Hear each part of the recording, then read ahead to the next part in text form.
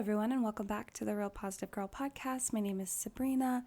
Happy Friday to you all.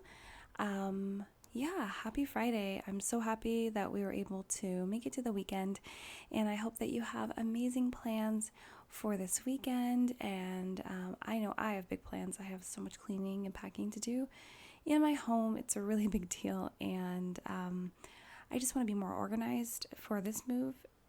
In comparison to any other move I've ever made in my entire life. So, and it's going well, actually. It's going really, really well. So I just got to keep the momentum going for the next 5 days, and things are going to go swimmingly. So that's what I'm doing this weekend. I hope your weekend is maybe more fun. Maybe it's going to be as productive, but just in a different way. So again, happy Friday. I hope that you're having a great day, whether your day is just beginning, in the middle, or towards the end. If you are having a hard day, I always encourage everyone to do the 5-minute reset, which is to take at least 5 minutes by yourself to be alone, and it gives you the opportunity to reset, reboot, restart, come back to baseline for your day, which you are allowed to do as many times as you need to. I encourage everyone to do this all the time. You can do it every day, week, month, or year. It doesn't matter. Do it as much as you need to. It also gives you the opportunity to take a break from any burdens, issues, problems that you are currently experiencing. And if you are experiencing a problem head-to-head, face-to-face, that you will have to go back and deal with at some point, I also encourage you to take some time for problem solving so that you can return to that problem with a resolution in hand to, offer that up and then be on your way and move forward. That's always good. The most important thing about the 5-minute reset that I always encourage people to do is to create a list of at least 4 items that you are grateful for, and not just items, just like things in general. You can be grateful for being able to sleep in on some days because you don't have to work till later, or you don't have to work that day at all. You can be grateful for going over and spending time with friends and family that you haven't seen in a while. Maybe you're super grateful that you finally got confident enough to tell someone something that was really special or deep, or finally realizing you no longer feel any sort of shame or guilt about something that you've gone through and become stronger on the other end. That was definitely me today. But there's so many things you've been grateful for, and that's the amazing thing, because since you can be grateful for things that are really big, really small, or really medium size, the list is never ending. So that means you can always come up with 4 things that you are grateful for. So I always encourage everyone to do that. And last but not least, before you leave your 5-minute reset time, make sure that you are feeling at least neutral, if not positive, about the rest of your day, so you do not pass along your negative mood to anyone else. Also, by taking a break from any sort of problems, issues, burdens that you're having, and creating your gratitude list, hopefully you're able to shift your mindset and change your perspective and realize that despite what you're going through right now and the hardships that you're experiencing, that there are still amazing, wonderful things to be grateful for in your life and be thankful for. And I always encourage everyone that if you are going through really rough stuff, still take the time to focus more on the positive things that are happening, because those things will comfort you through this negative experience and time that you are enduring. However, I do hope that you're having a really, really great day. Just a reminder that this week we are talking about minimalism and the mind, and today, Friday, we are going to end this week and this topic by talking about how to practice minimalism for good mental health. So let's go ahead and jump right in. You know how I love to end the week with a good list for you to use practically and reflect on during the weekend. So that is what is happening today as well. I'm sure if you're not new here, you're not surprised. And if you are new here, just know that it's usually how I end the week, because it makes it a little more fun, lighthearted, and again, practical for you to go into the weekend if you do want to practice any of the skills or knowledge that I have spoke about this week, and try it out in your own life. You just have a quick list for yourself to review and think over and decide what is going to work well, integrate it into your life or not. So today I want to leave you with a quick list of ways you can practice minimalism that will contribute to you having better mental health overall. And I will try to mention tips that I have not really gone over this week. So if you want more tips in addition to the ones that I'm going to talk about right now today, I suggest you listen to the other episodes from this week to get more suggestions, because throughout the week, through these topics, I have to come up with examples and ideas to help you understand the topic and make it more real in your life. And I did mention a couple tips and suggestions that are super common for minimalism. However, if you're unfamiliar with the concept of that at all, then those things wouldn't be common for you. So I encourage you to go listen to the 4 episodes prior to this to get more information, more tips, and just be better informed if you are interested in minimalism and the mind. The first one I want to start with is learning to say no to things you don't want to do and or don't have the capacity to do. By minimizing the things you commit to, you will have less to worry about in letting people down, being disappointed or uncomfortable yourself. And boundaries, as I've spoke about a lot before, and if you are wanting more information on boundaries, please go back into the archive of the podcast, as I did talk about personal boundaries for an entire week. So 5 episodes are out there. And then most every week there is some episode where I talk about personal boundaries, because personal boundaries apply to almost every single part of your life. But if you want more information about that, I encourage you to go back and listen to those episodes, as it's very informative on what boundaries are and how to practice those and implement them in your personal life.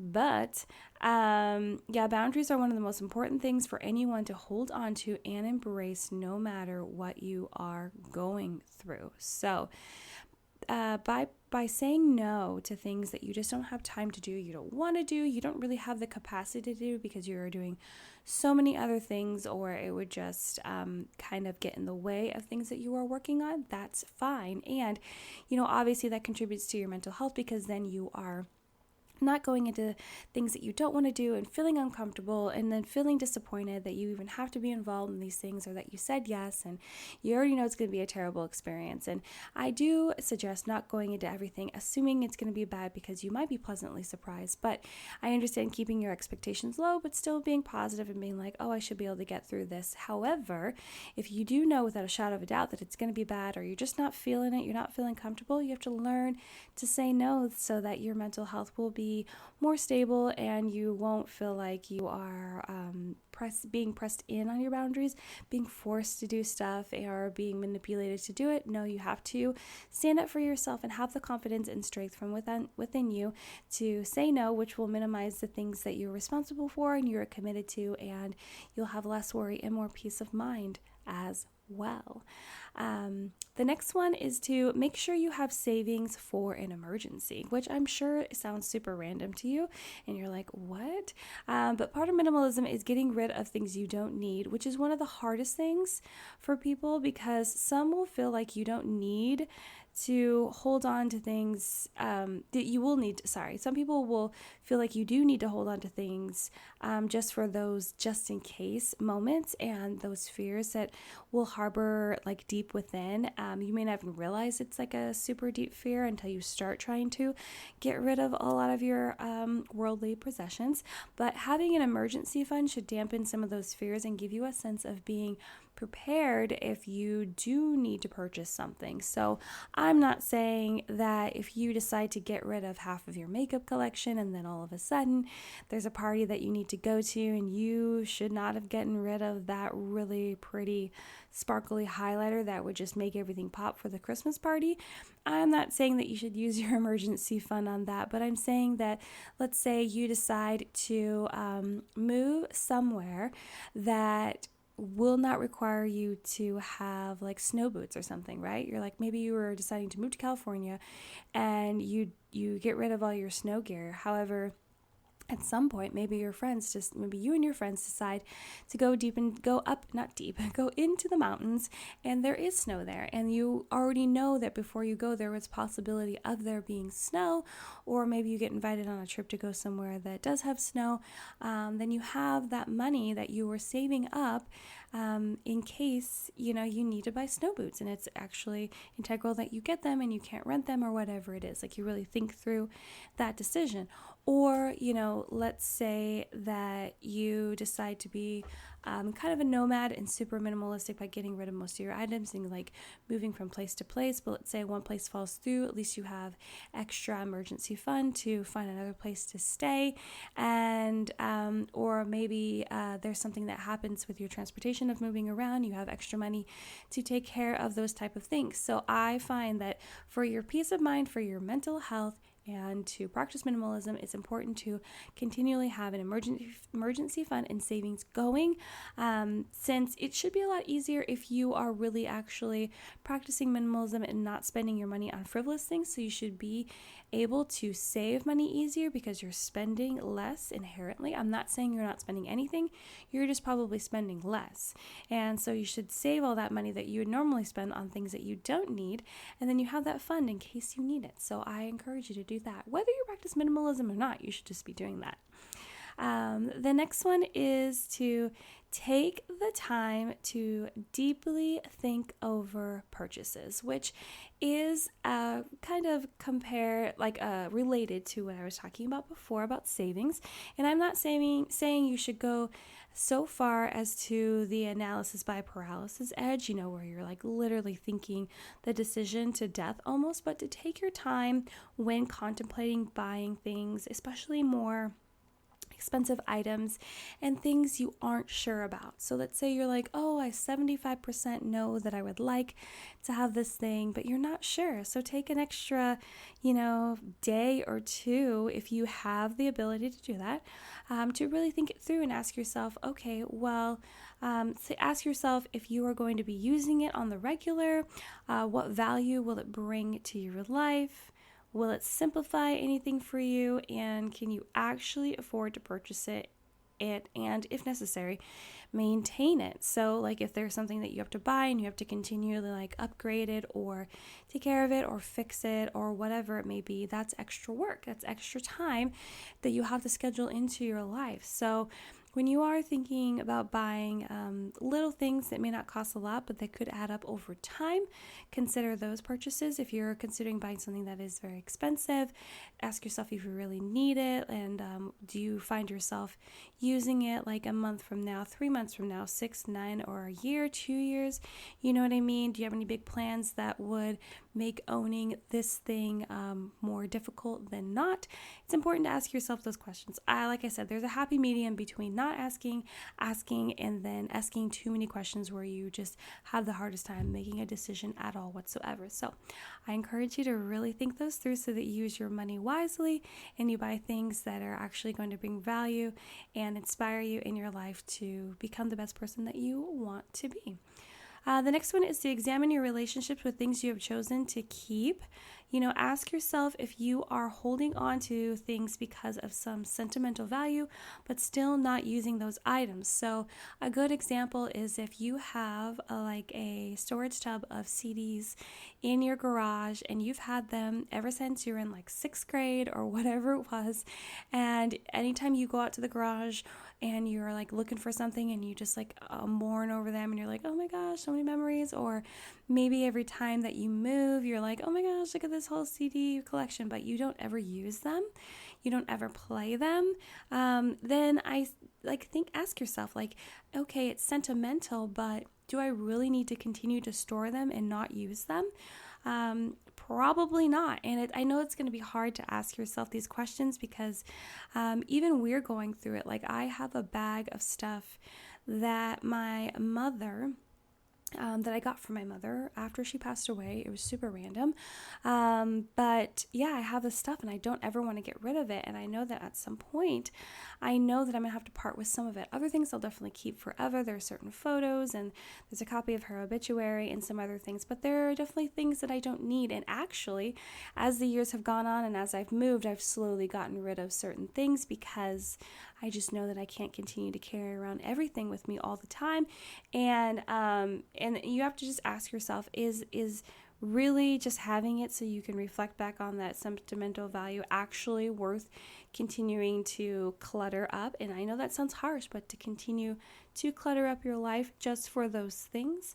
One of the best ways to preserve memories for physical items you don't actually need is to take photos of it and create a photo book to reflect back on when you need to, or to just have the pictures like on your phone and make sure that those are downloaded onto some sort of cloud website, storage space, so that you can look back on them when you do want to reminisce about it. Especially the whole CD thing with everything being digital. Maybe you just want to go through those CDs and make sure that you are able to have those digitally. And I definitely want to let you know that don't assume that you can just get everything digital, because there has been a CD album that I've been looking for digital for years, and it's just not available. I've just come to the knowledge that it's just not available. It's only available on CD.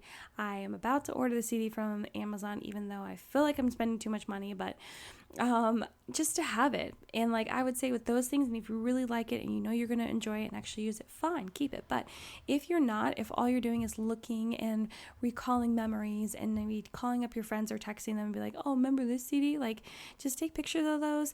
If you do want to listen to the music, find a way to listen to it online, digitally. If you can't and you know you are going to listen to it at some point, keep those couple CDs, maybe take them out of the jewel case and put them in like a CD, one of those CD pouch holders. But just try to minimize that stuff in your life. My husband has a t-shirt collection of t-shirts that he's been accumulating since like elementary or junior high. And I tell him all the time, I'm like, do you really, really, really, really need these? And he's always like, yes, I do. And so we've kind of come up with the idea in the last year and thrown it around. He's finally accepted to make all those t-shirts like into a quilt, into some sort of blanket, so that he can hang it on the wall of his office, or, actually use it as a blanket in the winter time and get some use out of those memories, because he doesn't want to just throw them away, which is fine. But then there's other things that we are happy to throw away. We had like buckets and buckets and buckets of, and not like huge buckets, but like, storage buckets of like cards and drawings that my daughter has done ever since she's like started drawing. And there came a time where it was taking up way too much space in our home. So I took pictures of literally everything, and then we just burned it all, because we want those memories, and I want to be able to reflect back and be like, oh my gosh, look at that cute thing that you drew. But I don't need it in person. I don't need it taking up space in my home. And she's probably not going to want to take it with her when she moves out. And I could put it in a memory book. I really could. But I feel like it'll be a lot easier in a digital one that I can create online, because it's a picture that I took on my phone that is now being stored in the cloud. So I encourage you to really examine the relationships with the items that you are keeping for sentimental value or for some sort of memory. Also, if you have negative memories attached to things, and the reason that you are not getting rid of it is you have a fear that if once you get rid of it, that you will, like if you are harboring some sort of, what's the word I'm looking for? If you are continuing to keep judgment on someone, if you are holding a grudge, that's the word I was looking for, and you don't want to get rid of the item because it means that if you do, that they will get away with whatever they got away with and that they didn't apologize for or make right, then that's just really holding power over you, and you should just really be getting rid of anything that's holding negative emotions and causing you to reflect down in those negative times that are not, if they're not healing at all, then you need to move on from it and get rid of it. That is my suggestion for you. The next one is to make good use of your time. Becoming a minimalist can also help you cut out things in your schedule that are not priorities. This will end up saving you time and energy to invest back into something else that really matters to you and has value. So make sure that you're using your time as wisely as possible. Make sure that if you are required to be at, if you're required to be at things, and it's probably going to be really hard to get out of it, but if you have agreed to responsibilities and activities that you would prefer not, and they don't line up with your values, and they are not important to you, and they're not bringing you any joy or satisfaction or fulfillment, I encourage you to get rid of those things and only engage yourself in priorities, and your schedule will suddenly open up. You'll feel more free. You'll feel more, have the better ability to actually actually think clearly and really hone in and use some really useful time to dive deep into deep thoughts and creative use of your creative part of your brain to really develop on the things that matter in your life and the ideas that you need to come up with, as opposed to being overstimulated by all the things that you have to do and think about and worry about. Just free your mind to have the time for the things that really mean something to you. Lastly, minimalism will help you live the life you want to live, not the one you think you need to live. And, this is definitely a message that I'm preaching to myself. For years, have been out there trying to live the life that I think that other people want me to live, need me to live for the sake of them and what they want. And it's been in the last couple of years that I've realized that that is not what's important. You need to do and live your life for you, not for other people, or else you won't actually truly enjoy it or gain anything from it or grow and learn and become your best self. By taking the time to eliminate activities, responsibilities, or anything else from your schedule because it doesn't share your values or align with your goals, you will have the opportunity to focus on creating your desired life and be more intentional about how you live it. And that's important. You need to be intentional about everything you do, especially if you are trying to practice minimalism. The more you give up physically and mentally, you will feel less guilt about trying to keep up with the others or just fit in and be what is considered quote unquote normal. And I don't think anyone should be striving to be quote unquote normal or what people would consider normal, because it's probably not, or it's probably super boring, or it's just not going to fit who you are, because we're all different. We're made differently on purpose so that we can come together as a community and fulfill the needs of what other people need. So we're all like different puzzle pieces coming together to create this amazing bond and community, so we're all able to serve each other. That's what I believe, which is why you shouldn't try to be like anyone else out there. You should try to be who you are. And you are getting the opportunity to live your life with purpose and no longer just do things because you think it is what is expected of you. There's definitely a time and place for doing things that you feel are expected of you, but then there's also another time for you to realize that you need to be doing what you feel is right, what's going to fulfill you, what's going to bring you the most joy, and what is going to help you reach your goals, and what's actually going to align with your values and make sense for you. So that's that on that, you guys. Thank you so much for listening to the Real Positive Girl podcast. Again, my name is Sabrina, and I really hope that you enjoyed this episode and this week talking about minimalism and the mind. If you enjoyed it and you know someone else that would enjoy this episode or any other episodes this week or from previously before, like back in the archives of the podcast, please, I encourage you to share them.